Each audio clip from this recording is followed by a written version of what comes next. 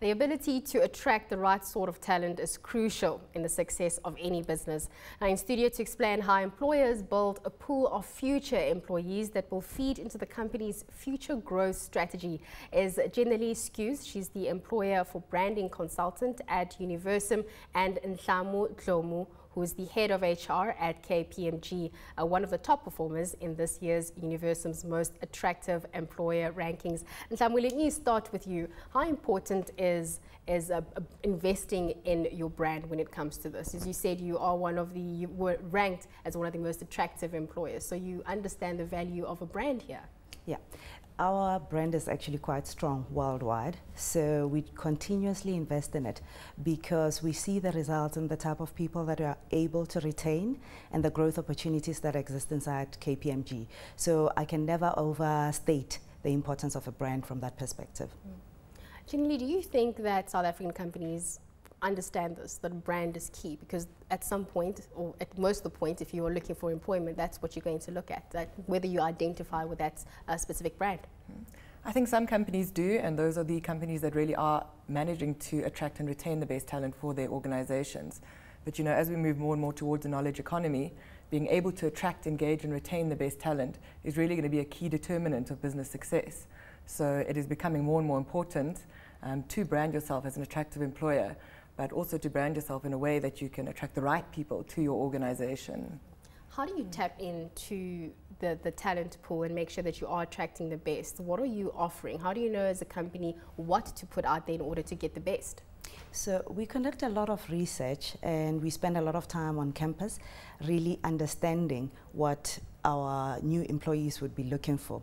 We also look at what experienced people have told us, so we use that information to structure programs that make sense for our people. So at the moment we understand as well that people are looking for a challenging environment, so our employer branding will actually look at creating an opportunity for everyone who's inside KPMG to experience various industries, to actually specialize properly in what they're doing.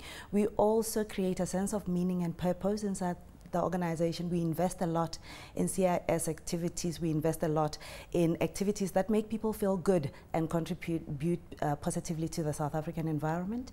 We also create learning opportunities inside the organization. We've got a very well-developed learning and development environment. So we've got structured programs as people enter the workplace. So our brand ambassadors actually are employees, as well as people that we speak to about what we do, because they know that the opportunity for growth is real. So we don't just talk about career advancement, we provide the opportunities for people to actually move within the company. So a company has spent so much money investing in this particular individual, making sure that there are programs in place, retaining them. That's one thing that they also need to focus on. You know, you do take a chance if you invest in a particular individual, they can always just walk away with all of that hard work that you've plowed into them. And I think that's absolutely key about an employer branding strategy, is that you also really need to understand what's true about your organization internally, so that you're attracting people for reasons that are true and authentic, because then they're far more likely to stay. So if they're joining a business because they think it's going to be really innovative and offer great, say, work-life balance, but once they get there, they find they're sitting, you know, churning out paperwork all day for 12 hours a day, then they're going to leave, which is why we always advise companies to make sure that their messaging is true, so that once they attract the talent, they're able to also engage and retain them. Nhlamu, I'm going to come to you in just a moment. I just want to stick with you, Jenali. We spoke about the importance of a brand, but what happens to a company who you know, where people don't really know this brand? How can they change that? How can they become more visible to the employment pool? Well, I think the first thing to do is to understand your target group, so to understand what's important to them, what drives them in terms of employer attractiveness, which companies they want to work for, and then, as I mentioned earlier, to understand what your real employer offering is, and then to look at those two aspects and say, well, this is important to our target group, and this is what's true about our organization, and then to go to market with that kind of messaging. And Nhlamu, let me come to you. What are some of the key things that you look for when you are sourcing talent? We've been talking about it from the one side, about what they look for in employers. So you're the employer, what do you look for when it comes to getting talent? I think it's important to say we're looking for well-rounded people. So, of course, we do look at merit. We look at how they're actually faring as students, how they fared as professionals. But we're looking for well-rounded people who can add value to our culture as much as we want them to be attracted by that. We are a collaborative working environment. So we will look at cultural fit. We'd look at whether or not this person can actually stand and represent the brand. So it's really important for us that, yes, the technical abilities, their academic qualifications are right, but also they're a well-rounded person who can actually fit into the environment.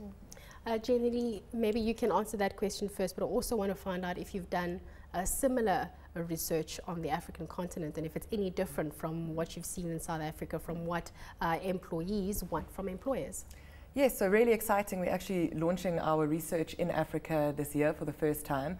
And this is in direct response to a lot of the companies that we work with on a global level who said, you know, they recognize that Africa is the next big thing and want to know how to attract and retain talent in those markets. We've done some research in a couple of African markets, and what we see is that talent in those markets is very different to South Africa, very different between the markets, and you actually have to adopt an incredibly tailored approach to each market to be able to really attract and engage with talent in those markets. Do they still want the same things? We're talking about work-life balance. Are you finding that those are, those core issues, that's what everybody wants, or it's still very different from geography to geography? I mean, there certainly are things that are common to them, but for example, one of the things that just an example of the research, one of the things that we ask is, who influences you in terms of which companies you want to work for. So we see in South Africa that that's not important at all. But if you go to Nigeria, it's really important. Parents play a very big role in which companies students want to work for. So there are, there's macro trends that certainly do follow through between the markets, but it's also very nuanced. So it's very important to be able to tap into that and understand the differences between the market to remain relevant and to really resonate with talent in those markets. And Nhlamu, speaking about being relevant, when you look at students, social media is a big thing, not just with students, but we think about the youth as the ones that are more active when it comes to that particular medium. Does this form a very core strategy when it comes to getting that talent? Is your social media focus, have you bulked that up? Yes. No, we definitely have. We've got quite a strong social media presence. We do send tweets while we're on campus. We actually launch competitions. So there's a lot of activity there. We've got Facebook pages, we've got LinkedIn pages. So we're quite active on the social media. I think what's important to say is we need to remain relevant. So when people think of a brand, they'll think of a brand in a particular way, but it has to fit the environment and the era that is operating in. And we try to do that at all times. Jenali, just to finish off, we always speak about the rising middle class here on the African continent, and does this at all play a role in where employees want to go? So if you think about the rising middle class and the sectors that are coming up, so your telecoms and your financials, are employees just naturally drawn to those sectors because that's what seems to be coming up? I think that there's actually sort of two things that really influence which sectors potential employees are drawn to. And the first is the economy, so that, responses to what's going on in the economy. So if there's a boom in a particular sector, then obviously it becomes more attractive.